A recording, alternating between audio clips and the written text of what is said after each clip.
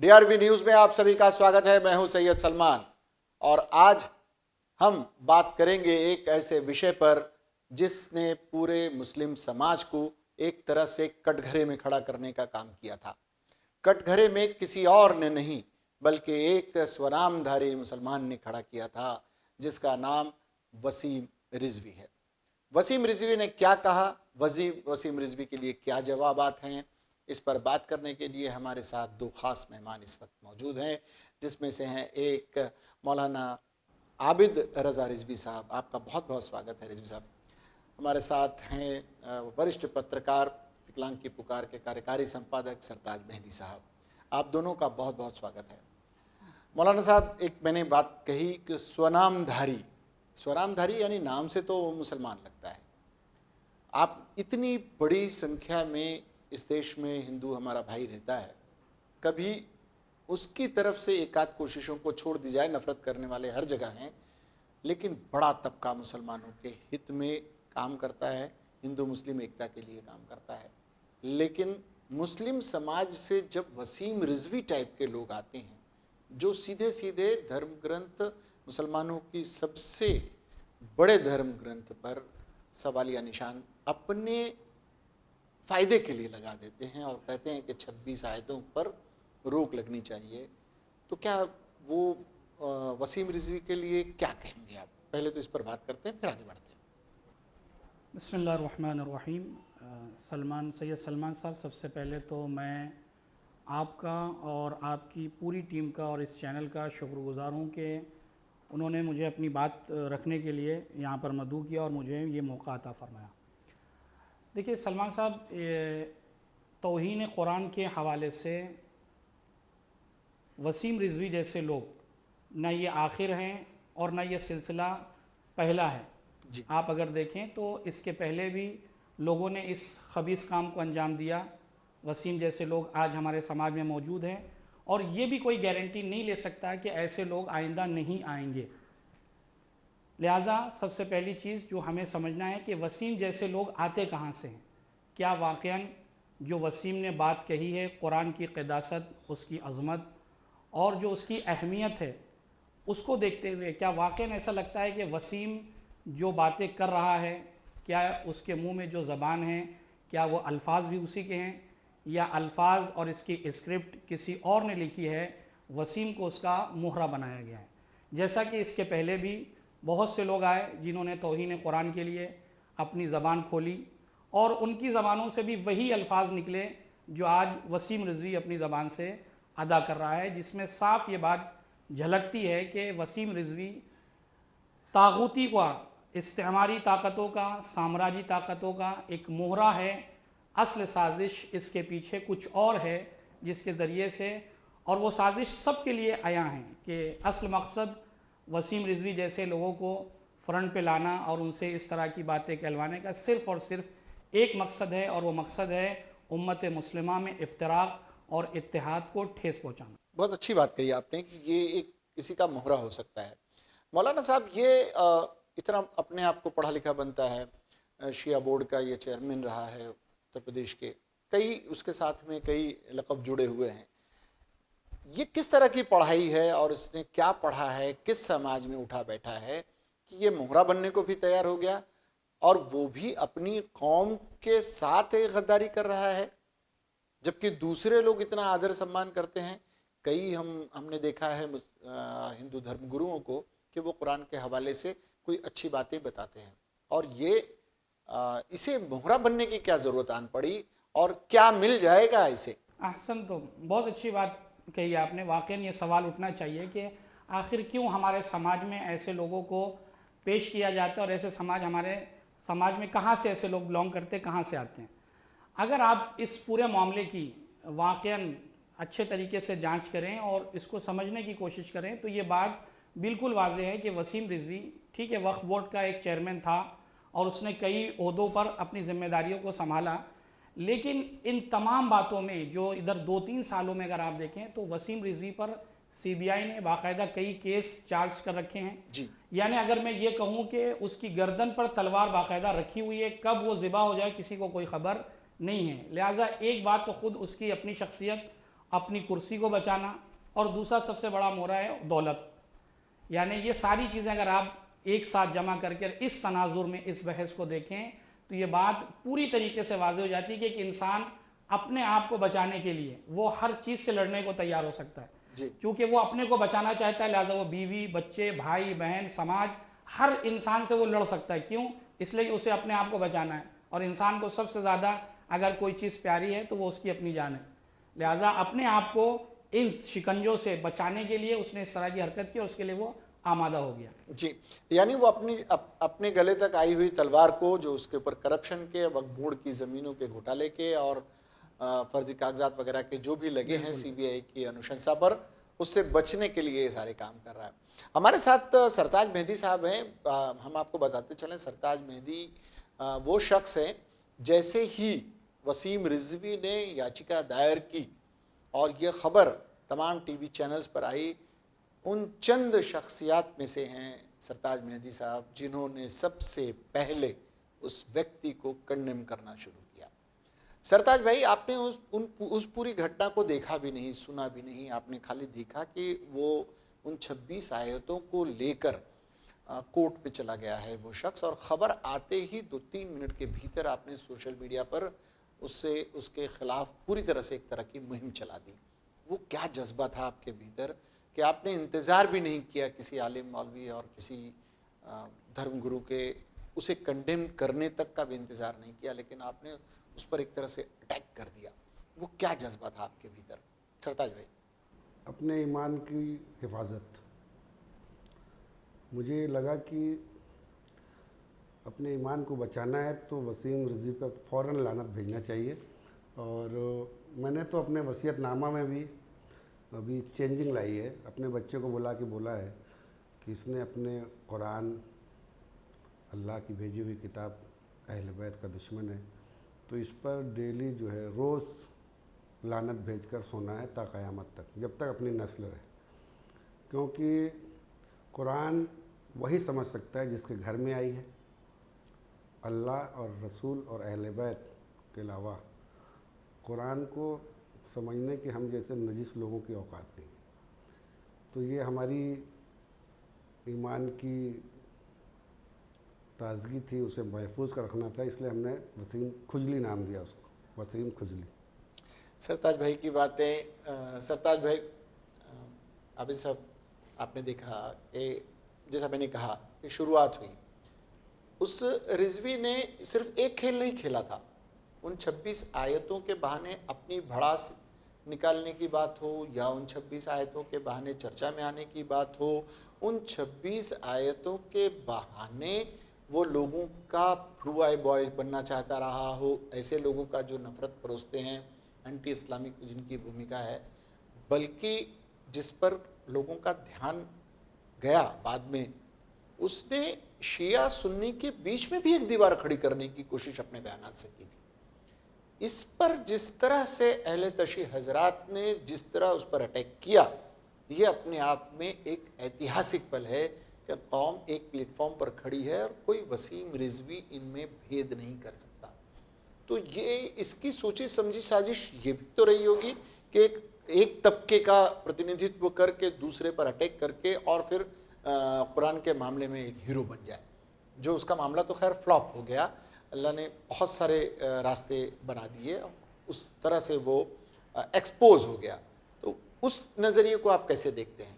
बिल्कुल सलमान साहब, आपने जो बात की ये वाक़ई काबिल दादो तहसीन है, और मैं इस पूरे वाक़े को अगर मैं इस तनाजुर और इस हैसियत से देखूं तो मैं खुशहाल भी हूं कि वाक़ई उम्मत मुस्लिमा ने इस खबीस के इस कदम के मुकाबले में जो अपना मुज़ाहरा पेश किया, अपना एहतजाज पेश किया, वो वाक़ई काबिल दादो तहसीन है कि चाहे वो उलमाए तशय्यो हों या उलमाए अहले सुन्नत हो, उन्होंने पूरी ताकत और पूरी क़ुव्वत के साथ इसका बॉयकॉट किया और हर प्लेटफॉर्म से इसके ख़िलाफ़ आवाज़ उठाई। मैं इस वाक़े को इस हवाले से मैं वाक़ई खुशहाल हूँ कि जो इस पूरे वाक़े के पीछे साजिश थी, उस साजिश को उम्मत मुस्लिमा ने इत्तेहाद के साथ उसका वाक़ई जो है वो सही जवाब दिया है, जो उसका हक़ था। कि चूँकि इसकी असल साजिश ही यही थी कि शिया सुन्नी में आपस में इफ्तराक हो जाए, जो इत्तेहाद सिर्फ बर्र सगीर में नहीं बल्कि इंटरनेशनल लेवल पे जो इत्तेहाद बढ़ रहा था, उसको ख़त्म करने की कोशिश की है। लेकिन मैं वाक़ई एक बार फिर दाद व तहसीन दूंगा उलमा अहले सुन्नत को और उलमा अहले तशय्युं को कि उन्होंने अपने हिसाब से पूरी ताकत के साथ और बेहतरीन जवाब उसके हवाले किया।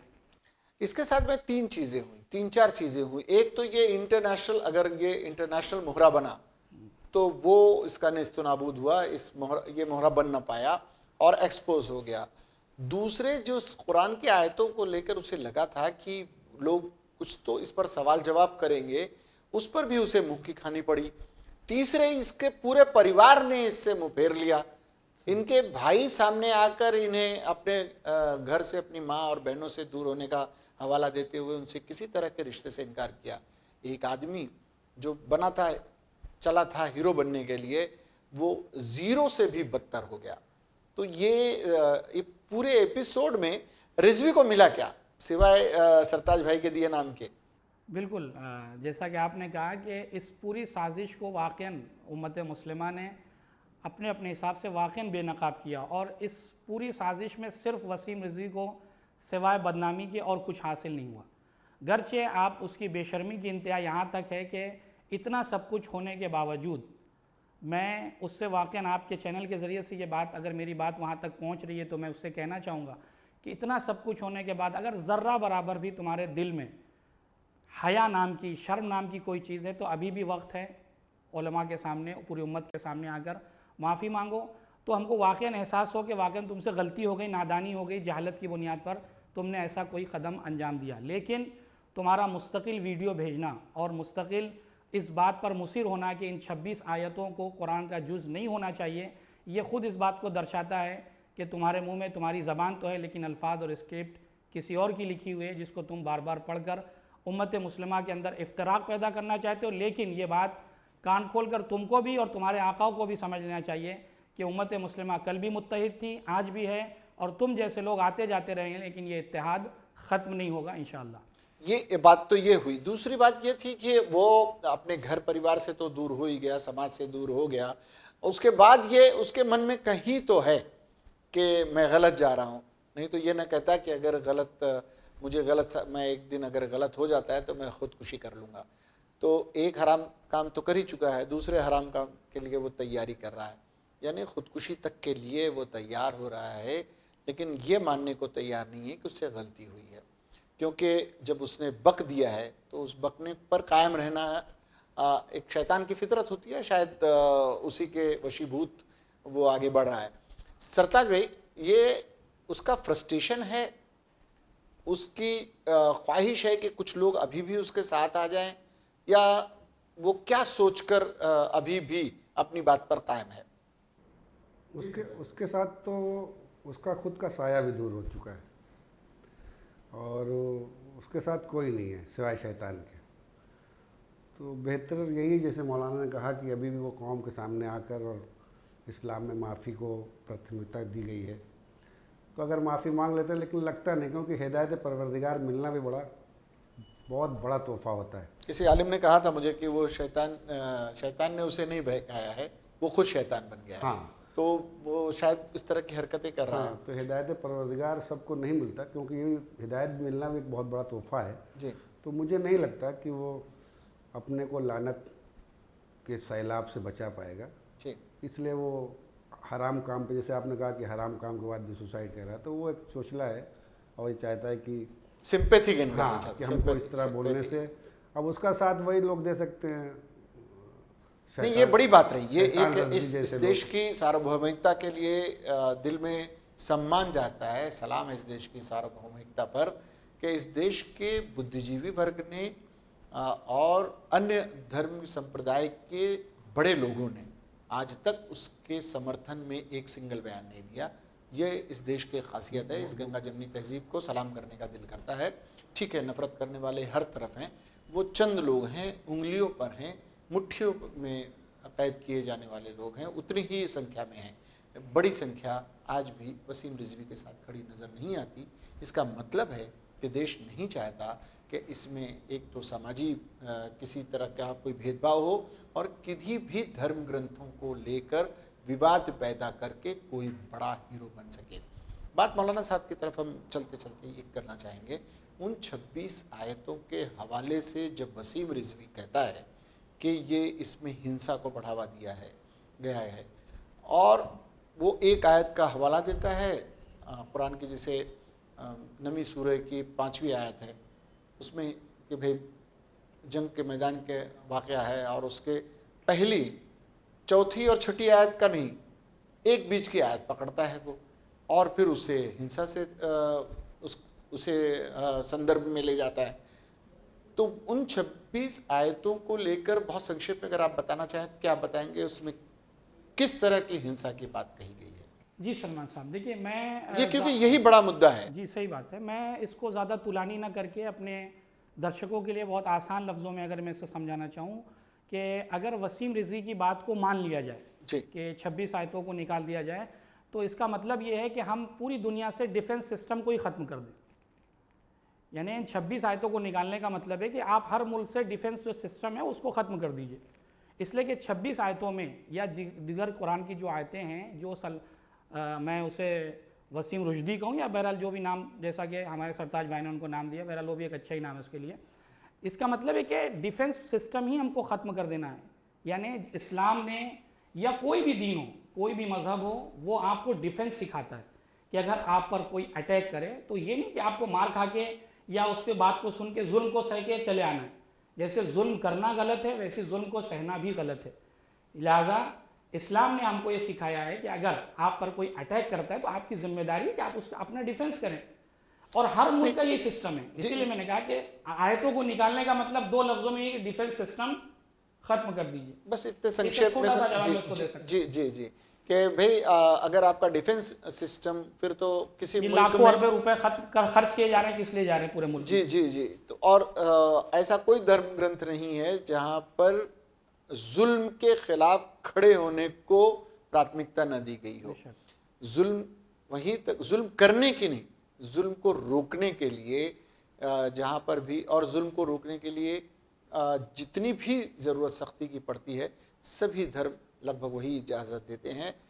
बात कुरान की 26 आयतों को कुरान से अलग करने की नहीं थी, बात चर्चा में आने की थी, बात नेतागिरी की थी, बात कहीं ना कहीं किसी न किसी का मोहरा बनने की थी, बात अपने सर पर गिरने वाली तलवार से खुद को बचाने की थी। नाम वसीम रिजवी सामने आने का मकसद ये था कि कहीं न कहीं अपने आप को चर्चा में लाया जाए, नेशनल हीरो बना जाए। जनाब नेशनल ज़ीरो बन गए। मौलाना साहब चलते चलते क्या कहेंगे ऐसे लोगों के लिए और इस पूरे प्रकरण पर? मैं आखिर में सिर्फ इतना कहना चाहूँगा कि वसीम रिजवी जैसे लोग, चाहे वो दुनिया के किसी भी हिस्से में हों, न कल के जो अफराद थे वो कुरान की अज़मत को कम कर सकें, न आज कोई कम कर सकता है, और न मुस्तक़बिल में ऐसा कोई रास्ता किसी के लिए कुरान ने, अहले बैत ने छोड़ा है कि जो कुरान की तौहीन कर कर चला जाए। ऐसे अफराद कल भी लोगों के सामने शर्मिंदा हुए हैं, आज भी हो रहे हैं जैसा कि आप देख रहे हैं, और इंशाअल्लाह मुस्तक़बिल में भी अगर कोई इस तरह का कोई कदम उठाएगा तो वो इसी तरीके से रुस्वा और बदनाम होता चला जाएगा। सरताज भाई, आप पत्रकार भी हैं, आप सभी धर्म संप्रदाय के लोगों के साथ उठना बैठना है। समाज में आप क्या पा रहे हैं इस संदर्भ में, वसीम रिजवी के इस बयान को लेकर, उसकी याचिका को लेकर आम प्रतिक्रिया क्या है? बहुत सीधी सी है। हम हमारे साथ साथ बुद्धिजीवी वर्ग, नॉन मुस्लिम, जिन्हें बिस्मिल्लाहिर्रहमानिर्रहीम का अनुवाद नहीं पता, वो भी उसे लानतखोर कह रहे हैं।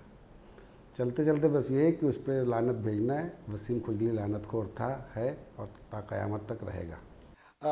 आप दोनों आए, आबिद रज़ा रिजवी साहब, मौलाना आबिद रज़ा रिजवी साहब, आपका बहुत बहुत शुक्रिया। आप इस स्टूडियो में आए, आपने अपनी बातें रखी। सरताज मेहदी साहब, आप वक्त निकाल कर आए, आपका बहुत बहुत शुक्रिया। आप दोनों हजरात का इसलिए भी शुक्रिया क्योंकि कुछ लोग ये मानकर चल रहे हैं कि ये विवाद, इसे विवाद बढ़ाना कहें, रोकना कहें, अगर आप इस पर बोलते हैं तो लगता है कि आप इस विवाद को बढ़ा रहे हैं, आप चुप रहते हैं तो लगता है कि वसीम रिजवी की तरफदारी कर रहे हैं, अगर आप इस पूरे प्रकरण पर लोगों को चुप रहने के लिए कहें तो आपको बुज़दिल माना जाता है। ऐसे में एक संदर्भ निकाल कर आप दोनों को यहाँ बुलाने का मकसद यही था कि आपके बहाने लोगों की भावनाएं हम अपने दर्शकों तक पहुंचाएं, दर्शकों पर छोड़ते हैं। वसीम रिजवी का फैसला क्या हो, वसीम रिजवी के बारे में लोग क्या सोचें, वसीम रिजवी की याचिका कोर्ट किस तरह से इस पर रिएक्ट करता है, वो तो आने वाले दिनों में पता ही चल जाएगा। लेकिन वसीम रिजवी ने जो सोचा था कि उसे लोगों का समर्थन मिलेगा, कुछ लोगों का ही सही, उस मामले में वो नाकाम रहा। और उसकी नाकामी ये बताती है कि इस देश में अभी भी मोहब्बत करने वाले लोग बड़ी संख्या में रहते हैं। बहुत बहुत शुक्रिया आप लोगों का। आपको ये कार्यक्रम कैसा लगा, आपको इस कार्यक्रम से जुड़ी कोई बात पसंद आई हो, या आप हमसे जुड़े हुए किसी शिकायत दर्ज करना चाहते हो किसी बात से, तो ज़रूर हमारे कमेंट बॉक्स में आप इसमें हमारे चैनल के कमेंट बॉक्स में अपनी बात रख सकते हैं। हमारे चैनल को सब्सक्राइब करना, लाइक करना और कमेंट करना ना भूलें। फ़िलहाल के लिए इतना ही। सैयद सलमान को, हमारी पूरी टीम को और हमारे मेहमानों को दीजिए इजाज़त, लेकिन देखते रहिए GRV न्यूज़। जय हिंद।